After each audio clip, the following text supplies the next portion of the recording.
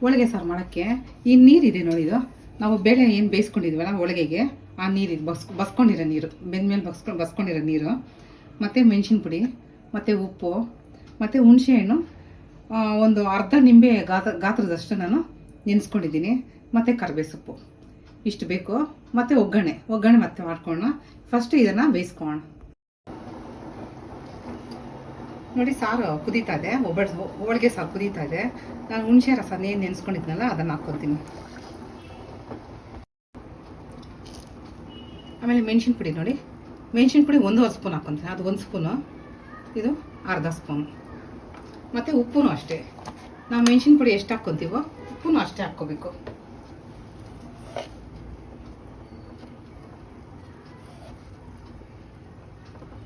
ನೋಡಿ ಹಾಕ್ಕೊಂಡಿದ್ದೀನಿ. ಇವಾಗ ಚೆನ್ನಾಗಿ ಕುದೀತಾ ಇದೆ.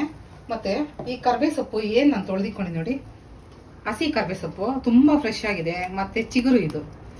ಯಾವಾಗಲೂ ಹೋಳಿಗೆ ಸಾರು ಹಾಕ್ಬೇಕಾದ್ರೆ ಚಿಗುರನ್ನೇ ಹಾಕಬೇಕು. ನಾನು ಇದಕ್ಕೆ ಹಾಕ್ಕೊತೀನಿ. ಇದನ್ನು ನಾನು ಹಿಂಗೆ ಹಾಕ್ಕೊಂಡ್ಬಿಡ್ತೀನಿ. ಯಾಕೆಂದರೆ ಕೆಲವರೆಲ್ಲ ಕರಿಬೇವು ಸೊಪ್ಪು ತಿಂತಾರೆ, ತಿನ್ನೋ ಇದ್ರೆ ಅದನ್ನು ಹಂಗೆ ತಿನ್ಬೋದು ಸಾರು ಜೊತೆ. ಇಲ್ಲ ತಿನ್ನಲ್ಲ ಅಂತ ಹೇಳಿದ್ರೆ ಅದನ್ನು ಎತ್ತಿ ಪಕ್ಕಕ್ಕೆ ಇಕ್ಕಿ ತಿನ್ಕೋಬೋದು. ಅದಕ್ಕೆ ಹಾಕ್ಕೊಂಡಿದ್ದೀನಿ. ಮತ್ತು ನಾನು ಗ್ರೈಂಡ್ರು ಹೋಳಿಗೆ ರುಬ್ಬಕ್ಕೆ ಅಂತ ಇಟ್ಟು ಬೇಳೆ ಬೆಲ್ಲ ಎಲ್ಲ ನಾನು ಗ್ರೈಂಡ್ರ್ ರುಬ್ಬಕ್ಕೆ ಹಾಕ್ಕೊಂಡಿದ್ನಲ್ಲ, ರುಬ್ಬದ ಮೇಲೆ ಮತ್ತೆ ಗ್ರೈಂಡ್ರಲ್ಲಿ ಸ್ವಲ್ಪ ನೀರು ಹಾಕಿ ಚೆನ್ನಾಗಿ ತೊಳ್ಕೊಂಬಿಟ್ಟು ಆ ನೀರನ್ನು ಹಾಕಿದ್ದೀನಿ. ಯಾಕೆಂದರೆ ಅದರಲ್ಲಿ ಹೂರ್ಣ ಇರುತ್ತಲ್ವ, ಹೂರ್ಣ ಎಲ್ಲ ರುಬ್ಬಿರೋದಿರುತ್ತಲ್ಲ, ಅದನ್ನು ಹಾಕ್ಕೊಂಡ್ರೆ ತುಂಬ ಟೇಸ್ಟಿಯಾಗಿರುತ್ತೆ ಅಂತ. ಇದು ಒಂದು 10 ನಿಮಿಷ ಬೇಯಬೇಕು. ಫಸ್ಟು ಒಂದು 5 ನಿಮಿಷ ಜೋರಾಗಿ ಬೇಯಲಿ, ಆಮೇಲೆ ಸಣ್ಣಕ್ಕೊಂದು 5 ನಿಮಿಷ ಬೆಂದರೆ 10 ನಿಮಿಷ ಸಾರು ತುಂಬ ಚೆನ್ನಾಗಿರುತ್ತೆ. ಮತ್ತು ನಿಮಗೆ ಇಷ್ಟ ಇದೆ ಅಂತ ಹೇಳಿದ್ರೆ ಚೂರು ಹೂರ್ಣ ಕೂಡ ಹಾಕ್ಕೊಳ್ಳಿ, ಸಾರು ತುಂಬ ಟೇಸ್ಟಿಯಾಗಿರುತ್ತೆ. ರುಬ್ಬೋದೆಲ್ಲ ಏನೂ ಬೇಕಿಲ್ಲ. ಇದು ತಿಳಿ ಸಾರು ಅಂದರೆ ತಿಳಿ ಸಾರು ಹಿಂಗೆ ಇರುತ್ತೆ ಹೋಳಿಗೆ ಸಾರು.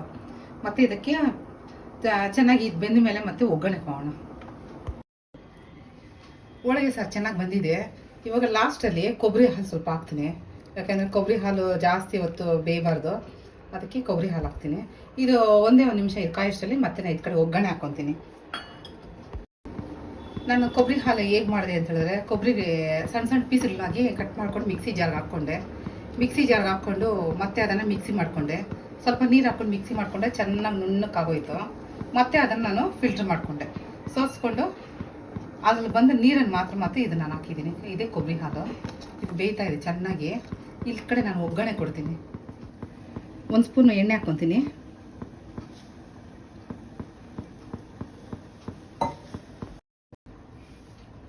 ಒಂದು ಸ್ಪೂನ್ ಎಣ್ಣೆ ಹಾಕ್ಕೊಂಡಿದ್ದೀನಿ. ಸಾಸಿವೆ ಇವಾಗ ಚೂರು ಹಾಕ್ಕೊತೀನಿ, ಮತ್ತು ಜೀರಿಗೆ ಒಂಚೂರು ಹಾಕ್ಕೊತೀನಿ, ಮತ್ತು ಅರಿಶಿನ ಒಂದೇ ಒಂದು ಚಿಟಿಕೆ ಹಾಕ್ಕೊತೀನಿ, ಮತ್ತು ಇಂಗು ಮಾತ್ರ ಕಂಪಲ್ಸರಿ ಹಾಕಲೇಬೇಕು ಹೋಳಿಗೆ ಸಾರಿಗೆ, ಆವಾಗಲೇ ಹೋಳಿಗೆ ಚೆನ್ನಾಗಿರೋದು. ನಾನೊಂದು 1/4 ಸ್ಪೂನ್ ಅಷ್ಟು ಹಾಕ್ಕೊತೀನಿ, ಅಷ್ಟು ಜಾಸ್ತಿ ಹಾಕ್ಕೊಳ್ಳೋಣ. ನೋಡಿ ಒಗ್ಗರಣೆ ಆಗಿದೆ. ಕರಿಬೇವು ಸೊಪ್ಪು ನಾನು ಹಾಕಲಿಲ್ಲ, ಯಾಕೆ ಅಂತ ಹೇಳಿದ್ರೆ ಆಗಲೇ ಕರಿಬೇವು ಸೊಪ್ಪು ನಾನು ಸಾರಿಗೆ ಹಾಕಿದ್ದೀನಿ ಅದಕ್ಕೆ. ಇವಾಗ ನಾನು ಇದನ್ನು ಸಾರಲ್ಲಿ ಹಾಕ್ಕೊತೀನಿ. ಸಾರು ಹಾಕ್ಕೊತಾ ಇದ್ದೀನಿ ನೋಡಿ, ಸಾರು ರೆಡಿಯಾಗಿದೆ. ಒಗ್ಗರಣೆನ ಹಾಕ್ಕೊಂಡಿದ್ದೀನಿ. ಯಾವಾಗಲೂ ಅಷ್ಟೇ ಒಗ್ಗರಣೆನ ವೇಸ್ಟ್ ಮಾಡಬಾರ್ದು, ಯಾಕೆಂದರೆ ಅದು ತುಂಬ ಟೇಸ್ಟಿಯಾಗಿರುತ್ತೆ. ಯಾವಾಗಲೂ ಈಗ ಸ್ವಲ್ಪ ಹಿಂಗೆ ಒಗ್ಗರಣೆ ಎಲ್ಲ ಆದಮೇಲೆ ಹಿಂಗೆ ಅಂದು ಮತ್ತೆ ಕಲಸಿ ಹಾಕಿದ್ರೆ ಅದು ರುಚಿನೇ ಬೇರೆ ಇರುತ್ತೆ, ತುಂಬ ಚೆನ್ನಾಗಿರುತ್ತೆ ಟೇಸ್ಟು. ನೋಡಿ ಚೆನ್ನಾಗಿ ಬೆಂದಿದೆ ಸಾರು. ಲಾಸ್ಟು ಫೈನಲ್ ಟಚ್ಚು ಕೊತ್ತಂಬರಿ ಸೊಪ್ಪು ಚುರ್ಕೊಳ್ಳೋಣ. ಸಾಂಬಾರು ರೆಡಿ ಆಗಿದೆ ನೋಡಿ, ಕೊತ್ತಂಬರಿ ಸೊಪ್ಪು ಲಾಸ್ಟಲ್ಲಿ ಫೈನಲ್ ಟಚ್ ಕೊಡ್ತೀನಿ. ಎಲ್ಲ ಆಗಿದೆ ನೋಡಿ, ಚೆನ್ನಾಗಿ ಬೆಂದಿದೆ. ಕರಿಬೇವು ಸೊಪ್ಪು ಕೂಡ ಅಷ್ಟೇ ಚೆನ್ನಾಗಿ ಇದರಲ್ಲಿ ಬೆಂದಿದೆ. ಇದನ್ನು ಬೇಕಿದ್ರೆ ಇಕ್ಕೋಬೋದಿಲ್ಲ, ಅಂದರೆ ಎತ್ತಿ ಪಕ್ಕಕ್ಕೆ ಹಾಕಿ ಊಟಕ್ಕೆ ಬಳಸ್ಕೋಬೋದು. ಹೋಳಿಗೆ ಸಾರು ರೆಡಿ ಇದೆ ನೋಡಿ. ಎಲ್ಲನೂ ಇದನ್ನು ಟ್ರೈ ಮಾಡಿ, ಹೆಂಗಿದೆ ಅಂತ ಸ್ವಲ್ಪ ಕಮೆಂಟಲ್ಲಿ ಹಾಕಿ. ಎಲ್ಲ ನಮ್ಮ ಪಾಕ ಅಮೃತ ಚಾನಲ್ಗೆ ಲೈಕ್ ಮಾಡಿ, ಶೇರ್ ಮಾಡಿ ಮತ್ತು ಸಬ್ಸ್ಕ್ರೈಬ್ ಮಾಡಿ.